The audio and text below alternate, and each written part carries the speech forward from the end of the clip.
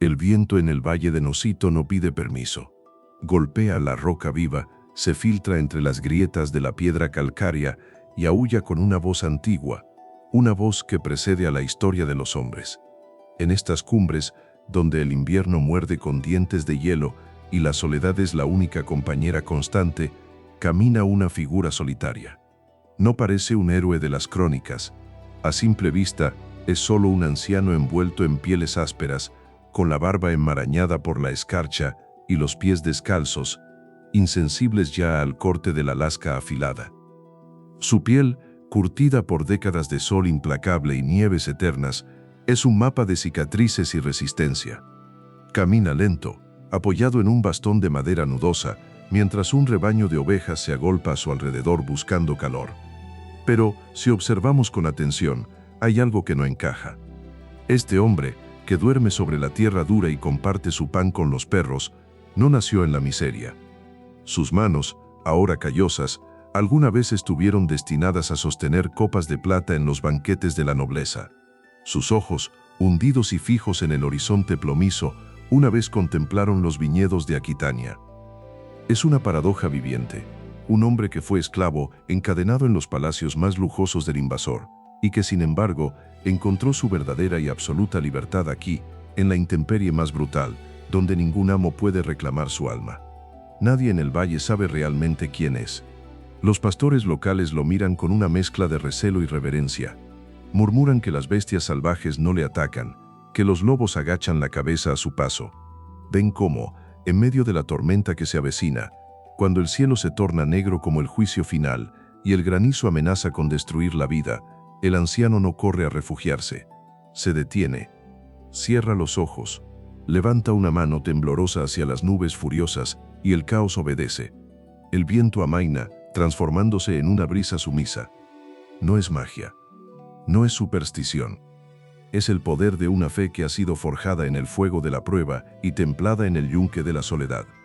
Es la autoridad de un hombre que ha muerto al mundo para vivir en Dios.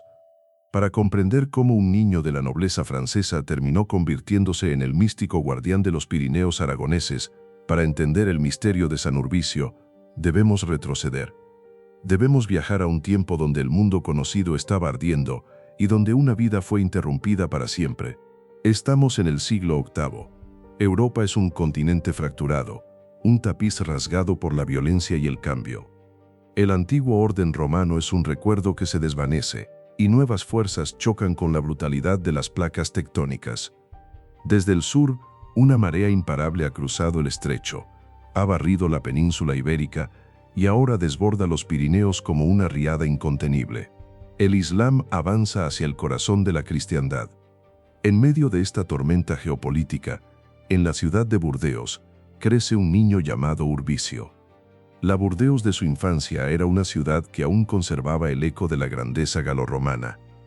Sus días transcurrían entre el estudio y la piedad, bajo la protección de una madre devota, que le enseñaba a ver a Dios en la belleza del orden creado. Urbicio estaba destinado, por cuna y por talento, a una vida de influencia. Quizás un magistrado, quizás un obispo influyente que caminaría por los claustros de piedra tallada, debatiendo teología. La vida se extendía ante él como un camino recto y claro. Pero la historia rara vez respeta nuestros planes. El desastre llegó sin aviso previo, o tal vez con el aviso sordo de los cascos de 1000 caballos que hacían temblar la tierra.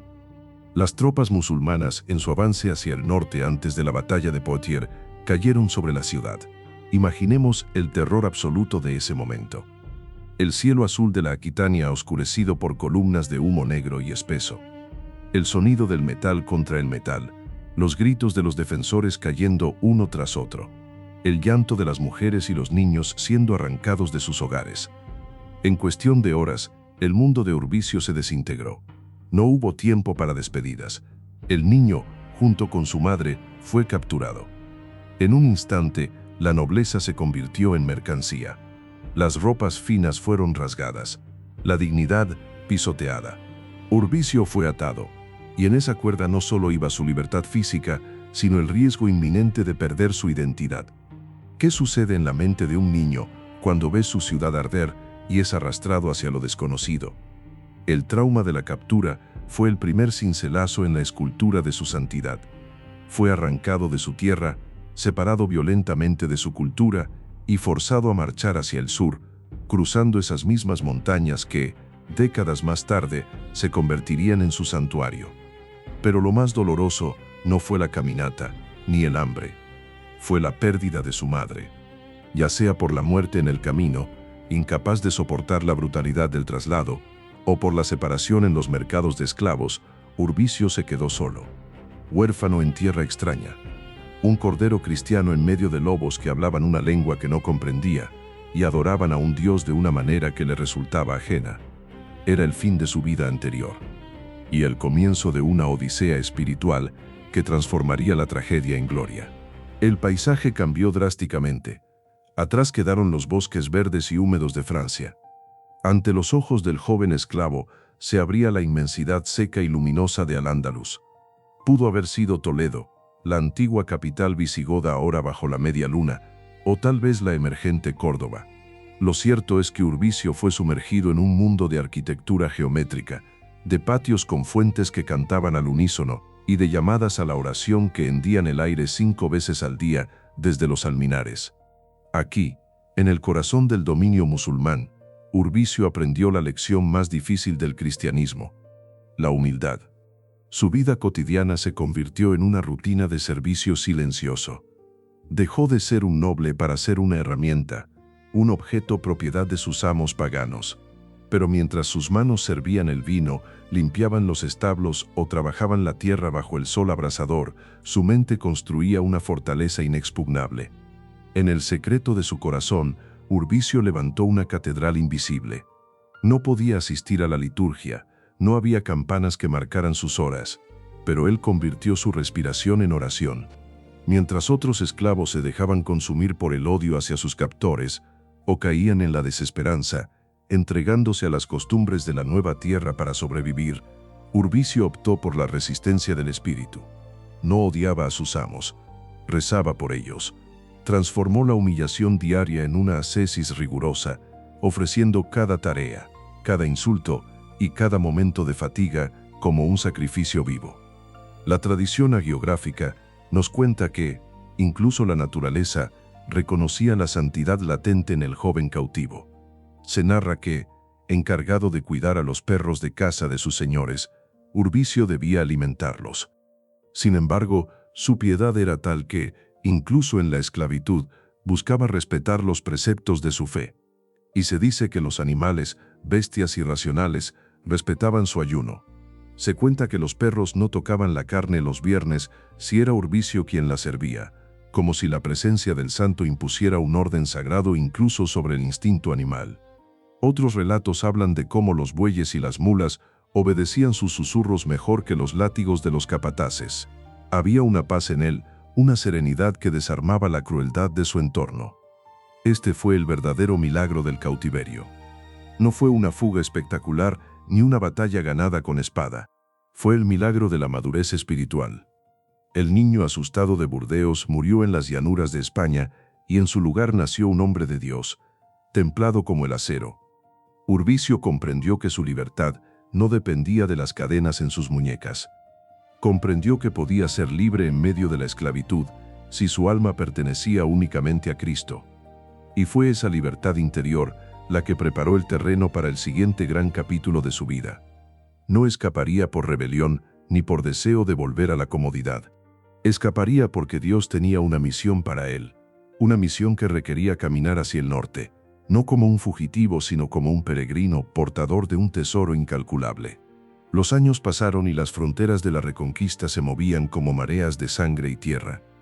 El caos de la guerra, que tantas veces destruye, a veces abre brechas por donde se cuela la providencia. En medio de una de estas convulsiones militares, se presentó la oportunidad. Los controles se relajaron, la vigilancia disminuyó y Urbicio vio la puerta abierta hacia el norte. Pero su huida no fue la carrera desesperada de quien solo busca salvar el pellejo. Urbicio no se fue con las manos vacías. Antes de partir, rescató algo más valioso que el oro o las joyas de sus amos. En la oscuridad de la noche, con el corazón latiendo con la fuerza de un tambor de guerra, Urbicio recuperó las reliquias de los santos niños Justo y Pastor vía Alcalá de Henares. Estos pequeños mártires, que habían dado su vida siglos atrás bajo la persecución romana, eran pilares de la fe hispana. Sus huesos no eran simples restos, eran la memoria de la valentía cristiana, semillas de fe que no podían perderse en tierra de infieles. Imaginemos la travesía de este hombre. Ya no es un niño, es un adulto curtido. Camina de noche, guiándose por las estrellas, escondiéndose en barrancos y bosques durante el día. El miedo a ser recapturado es una sombra constante que le muerde los talones. Si lo atrapan, la muerte será el menor de sus castigos. Lleva sobre sus hombros una arqueta, un peso físico considerable para un viaje tan largo.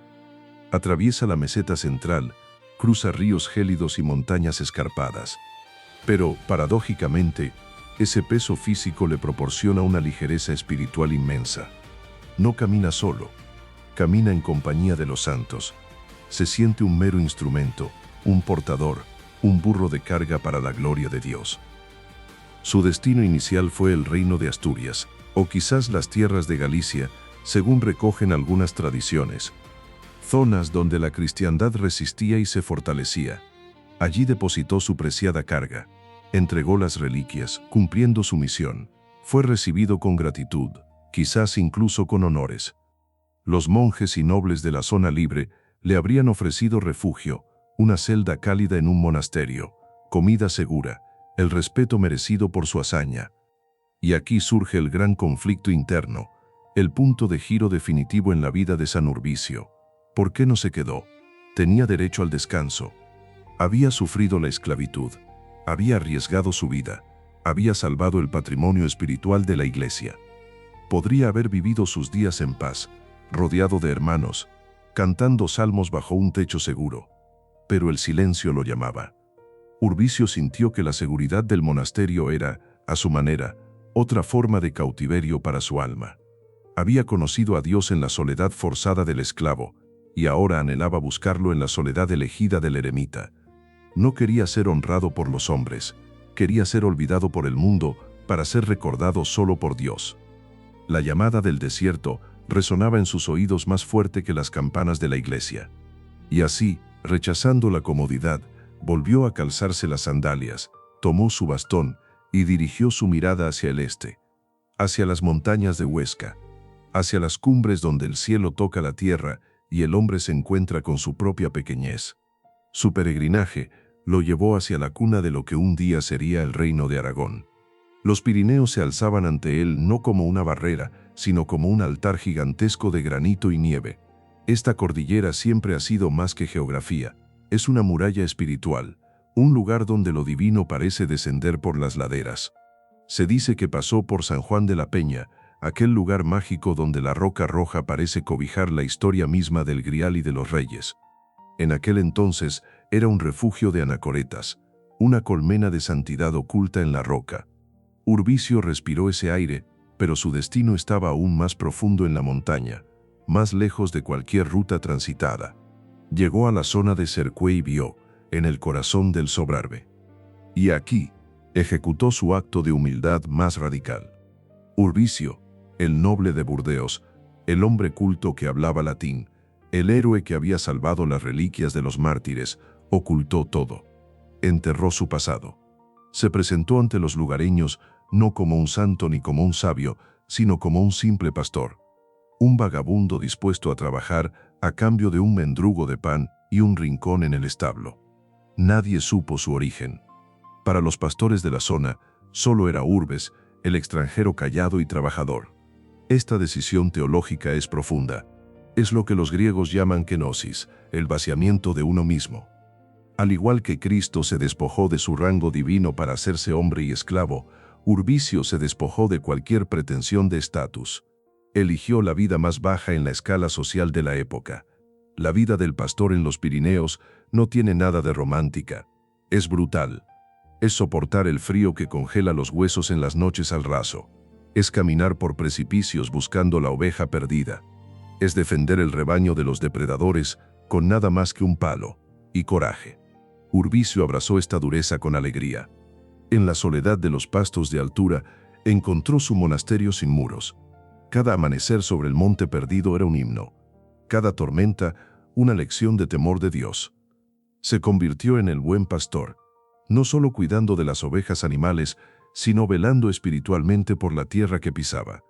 Sus oraciones comenzaron a impregnar el paisaje, santificando los valles, convirtiendo la geografía en territorio sagrado. Finalmente, su viaje interior y exterior lo llevó a su hogar definitivo, el Valle de Nocito y la Sierra de Guara. Este es un lugar de una belleza salvaje y sobrecogedora, barrancos profundos, aguas cristalinas que tallan la roca, bosques densos donde la luz apenas penetra. Es un lugar diseñado para el aislamiento extremo. Aquí, Urbicio encontró su celda, una cueva, el santuario de San Martín, una simple oquedad en la pared de roca expuesta a los elementos, austera hasta el dolor. Allí estableció su morada, lejos de las aldeas, en la frontera donde termina la civilización y comienza el reino de lo indómito. La relación de San Urbicio con la naturaleza en este periodo alcanza tintes legendarios, casi franciscanos, pero siglos antes de San Francisco. Las crónicas nos hablan de una armonía restaurada con la creación. Los osos, señores indiscutibles de la montaña, no eran enemigos para él.